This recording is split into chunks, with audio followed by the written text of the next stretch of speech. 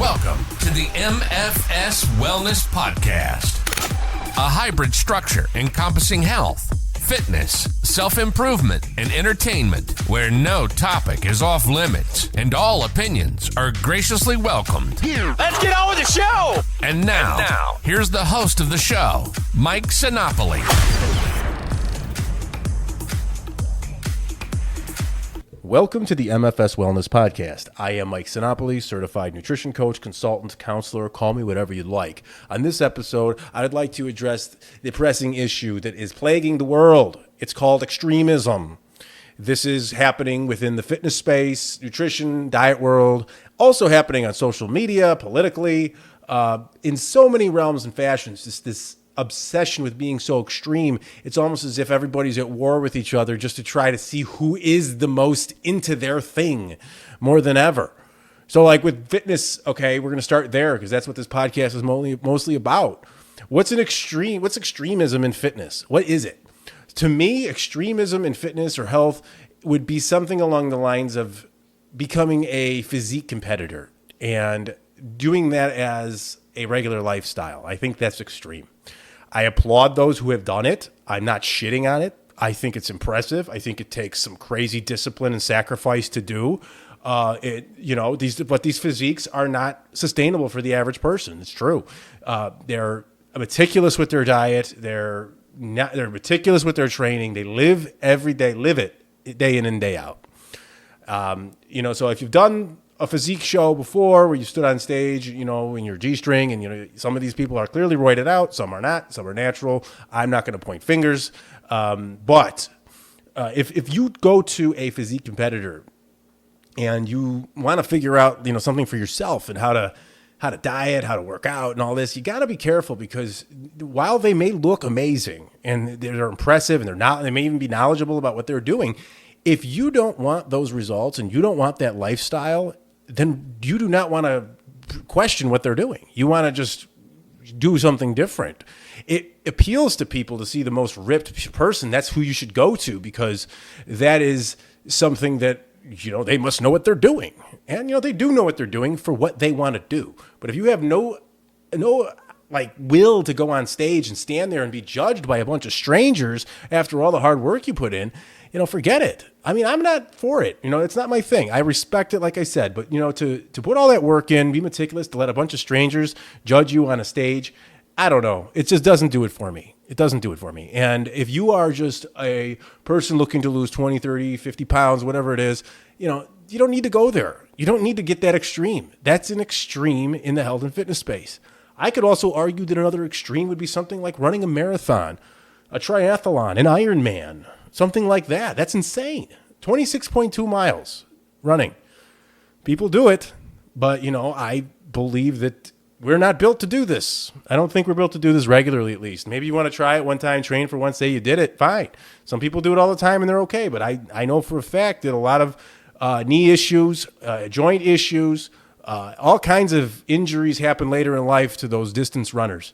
And that's another type of lifestyle that I don't want to take on myself because a lot of those runners, if you look at their bodies, they might have very minimal muscle on there. And, when you're running that kind of cardio, when you're training for that, you're probably not strength training that much because you're going for the distance with running, pounding your joints. So that's another one. Same thing with Ironman and all that. Like I said, I'm impressed by all this. For people that do this, I am not crapping on you. Please do not come sending me a bunch of hateful bullshit because of this. I'm impressed. I think it's wonderful if you want to do it. I just feel as if it can get to be too much and too obsessive at times and potentially ruin your relationship with your friends and family, as well as destroy your body. I don't think it's actually a healthy thing for overall longevity in life. I think it's a cool thing to maybe do one time and say, hey, I did that and be done. Either way, you still are going to run into a lot of misery and sacrifice and things like that. So that would be a couple of them. We're seeing it even more toxic than all that because at least that's kind of something you just do on your own. But what we're seeing on social media and on Twitter, the extremes, it's getting weird. mainly on the political scene. I don't want to get too into this kind of thing on this podcast, but boy, we got to loosen our grip on our views. We have to learn the gray area. Gray area and compromise is not losing your beliefs. It's literally productive. But we have people now that they're eating each other. If you're too far on one side of the political spectrum and you start compromising with somebody and one of your cohort minions on your side sees that, they might start eating you and start destroying you because you're not as extreme as them. And now this mob mentality, groupthink type thing that's going on, that they're going to start destroying. It's just divisive in every which way. I read a book, and I think I mentioned it before, The Coddling of the American Mind. And that kind of showed how polarizing everything is going by different issues. They've had religion, race, financial standing, and nothing was a greater polarization than political party. So we are clearly dividing ourselves through politics, unfortunately, which is really, really unfortunate and basic. We really need to stop giving these politicians so much power on social media, because they have found their missing link. They have found their mouthpiece. They have found a way to make politics mainstream. If you can remember, before social media blew up, probably 11 years ago, 12 years ago, when we really started getting Facebook going and Twitter and all this, and all of a sudden everybody became a political extremist. Not everybody, of course, but like a lot of people that were maybe moderate before, they just kept drifting further away. And I'm not going to get towards a certain side. It's happening everywhere. And it's not allowing itself for any sort of compromise or gray area that we need. That's where like friendships are maintained. That's where family is not divided. That's what we need to do. I will tell you, some of you are listening to this and you may know me. I am not a saint. I am not perfect. I have been in this. I was duped by this divisive political nonsense. I gravitated to one side more than the other. I stood my ground. I would like to say I didn't get as extreme as the majority, because I don't believe that I did, but I most certainly severed some relationships and friendships, and I do regret it, and I really do, because it's not worth it, because these politicians, they don't care. You ever notice that you just kind of get into it, and you get involved, 99.5% of these arguments on the internet are just toxic. They just leave you stressed, anxious, sad. You start, we're dehumanized. We're dehumanized. We're just a name and a little picture that's sometimes not even us. It's just some random picture. And we don't see people when we're doing that. We don't see that somebody on the other end of that phone is maybe having mental issues or potentially emotional health crisis going on there, and you start saying some shit thinking you're just pissing on them. You think people are judging people based on 2 sentences on Twitter and just completely taking their own perception and building a opinion of them just from that. That is lazy. That is lazy. That is extreme and weird. And there's a lot more common ground. And I strongly believe that most of us want the same result for all these issues, for so many hot button issues that these politicians shamelessly push onto us, that they shamelessly broadcast, and that they know how to word their headlines. They know how to tweet in 240 characters to divide you, to make you, to agitate you, to irritate you. You have to look at this and realize and see it from the outside. You need to step away from everything. You need to look at it from a high level and stop and observe. And that's what I did to get myself out of this, because I said, you know what? I can't sit here and constantly bicker and complain to strangers, to friends, acquaintances, family members, and start tearing this stuff up over an issue that is nothing we can do about it. And we both want the same thing, but it's how we get there is what everyone seems to argue about in a lot of cases. Nobody wants anybody to die. Nobody wants anybody to be broke. Nobody wants everybody to be in pain and not get health care and whatever else everybody wants to argue about. So, we all want the same thing. I think the majority of people are good. And I really believe that, because, if the majority of people were not good, we would have destroyed ourselves. That is when we know that evil is winning, is when we start really destroying ourselves. We saw that not 80 years ago with the Holocaust during World War II. That was probably the closest thing that, at least in developed countries, it was something that we were like, okay, hey, evil's coming out here. We got to watch out. So, but people are good. And, the news is always bad. The news is always negative because the norm is good. That's something we have to remember and we have to be happy about. The norm is actual good. That's why the good stuff never makes the fucking news because nobody gives a shit. Do you think anyone wants to hear that I woke up, worked, went to the gym, ate food, played with my kids, and went to bed today? No. That was my day. What a great day. Nobody cares. That's most people's day. That's just the way it is. And that doesn't make news. People now we want drama and we want more and more. We want instant gratification. We are obsessed. And I mean obsessed with seeing this kind of stuff happening. And I think we actually like it at a certain point. Some people do. I think people like the drama. I'm sorry. We are literally like wired for drama and we want to see it. And it's a shame because that's what's tearing us apart is this. The instant gratification, like I had mentioned, and just clinging too hard to one view. That is what is going on here. And we probably should back off a little bit on how extreme we're going to get because we're really going to isolate ourselves and only be around people who, think like us. And that's kind of boring, to be honest with you. I'd rather hang out with some people with some differing views. And if you can get through, a conversation with somebody with differing views and kind of get some sort of common ground and understanding, it might be a little frustrating at times, but hey, that's what stimulates growth and character. And you can be around other people and you don't get so hot and bothered by someone who has an opposing view. You're not always right. You might even change your view one day, So those are the types of things that I think are tearing us apart. And now to get sort of back into the fitness realm of things and diet, even something as far as like a low carb, no carb diet, something like that. It doesn't sound extreme, but you know what? It really is. Because when you eliminate an entire macronutrient from your diet, you are just training your brain to just eliminate, deprive, and restrict. That is it. And there is no learning on how to moderate, find a way to keep it, minimal and enjoy it, or whatever you need to have. So that is definitely a problem for diet. There's these extreme weight loss diets because what they want to do is keep you coming back. They're not out for your well-being. They're out so you lose as much weight as possible because that's what you want, right? You want to lose as much weight as possible in the shortest amount of time. So they're developing these crazy diets, and I've seen some weird ones, some that equate to 600 calories and tell you not to work out during this.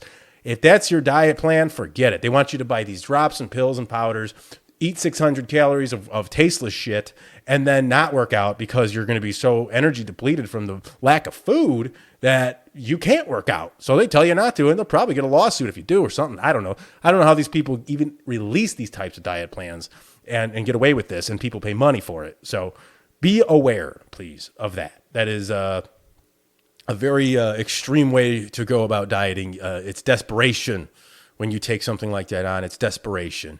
And you can't have desperation when you're going into the diet fitness space and you're trying to improve your overall health. Desperation leads to extreme, nonsensical ways of results, and they don't last long. If you go extreme and you're desperate, you're lucky if you last a couple of weeks. That's probably the maximum.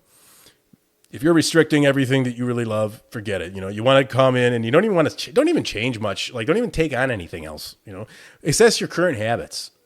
Delete something instead of take on something. Delete things, remove them. Start with that. Start removing with what you're doing, because if you don't enjoy the way you look, the way you feel, or whatever bill of health you receive from your doctor, if you don't like this, don't go looking for something else to add to your life. You want to start by extracting what's causing these issues that are making you unhappy and unhealthy. So, that could just be reducing the amount of alcohol you drink, reducing the amount of calories that you actually are drinking. That could be a start. Remove the fast food meals here and there. Cut it down. Just cut it down.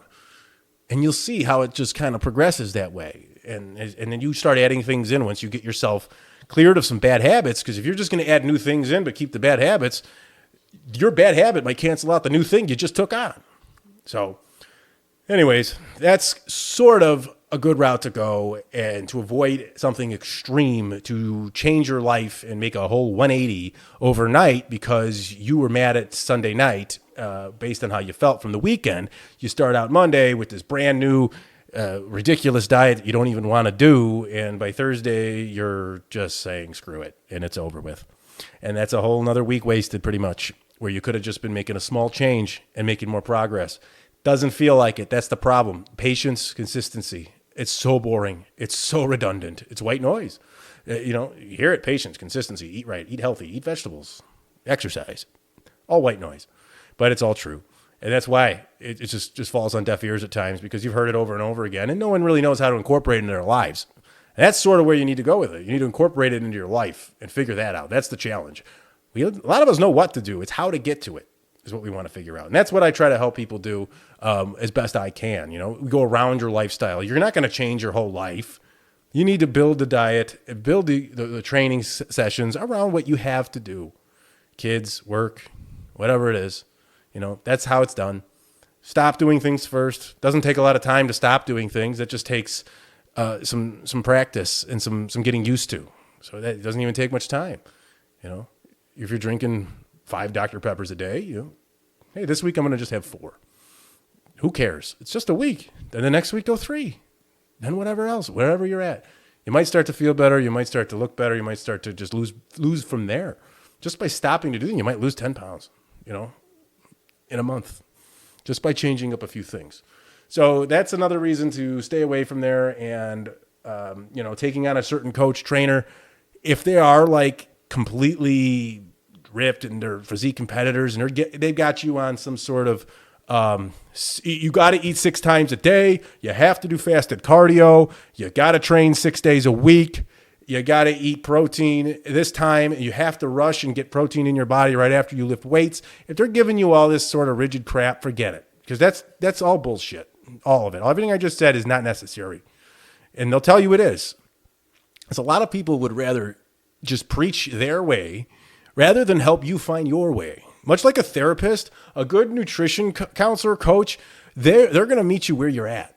They're going to meet you where you're at, and they're going to operate with empathy. They're going to operate with patience. If a nutrition coach tells you to have patience for the weight loss and the fat loss, and that coach also has to have patience themselves with you. And that's where I come from with that. Empathy, patience. I tell the story. If they screw up, I tell them I've done it before. I use we and us as a term. I'd say we're doing this. But when my clients, when they make the progress, then I use you. You did that. I don't give myself credit for that. They did it. They made the sacrifice. They put the effort in. So, slow, steady. You can eat a lot more food than you think on a diet. You just have to regulate the amounts more than anything, especially for body composition. Health, nutrition, maybe a little different. Got to know the difference between calories and nutrients, okay? Think calories are based on quantities. Nutrients is based on quality. So those are the two things, how you kind of want to intertwine that all together, okay? Calories are your quantities. You want to focus on the quantities and the calories and the macronutrients, and you want to take the nutrients themselves is the quality. That's your health, okay? So they all kind of tie in. It's not totally mutually exclusive things, but they do tie into each other. So that's a good way to operate. So just forget the extremes. If it seems like it's nuts, if it seems like it's too much and you're not going to keep it up, just stop there. Just stop there. If you really believe that. I'm not saying don't give something a chance, but especially if you got to pay for it, just think about what you really want. If you just want to lose 20 pounds, you don't got to get fancy. You just got to make a couple of changes, switch things up. And, figure it out for yourself and take your preference and your opinion as a main factor in what you decide to do. Because when you realize that you're making your decisions for what you want to eat, how you want to eat, when you want to eat, the right way to prep, you're going to end up doing this because you picked it. You decided it. So they're your decisions, not some guy. I mean, I don't want to tell a client what to eat unless they really need it. I don't even believe in that. So you tell me what you want. We'll fit it into your day because I ran your macro count and this is where your calorie deficit is. And here's a solid day of eating for you. Now follow that plan or track as you wish, but just stay within here. So that's the way it goes. That's the way I believe that is the best way to be successful through this whole process. So anyways, if you do have a question on something like that, or you need further explanation so I don't keep rambling in this podcast, you can reach me on social media. It's at MFS Wellness. That's on Twitter, Facebook, or Instagram. You can email me, which is Mike at mfswellness.com. So contact me any of those ways at your leisure, and I would be more than happy to help you out and have a conversation. So until we do the next one, have a great day.